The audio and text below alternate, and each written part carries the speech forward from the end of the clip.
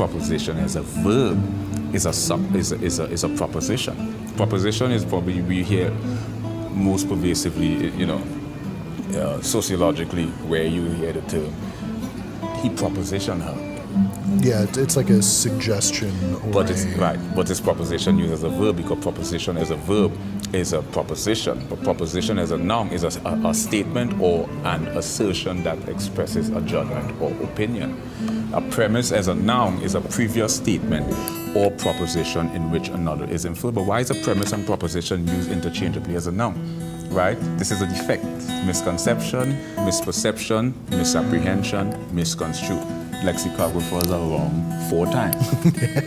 That's how wrong they are. Well, yeah, and it kind of calls into question maybe even a lot of the scientific method itself, right?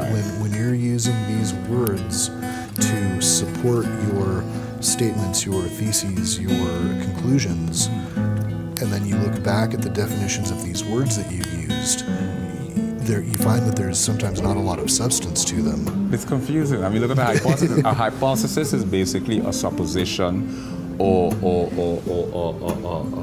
a proposed explanation made on the basis of limited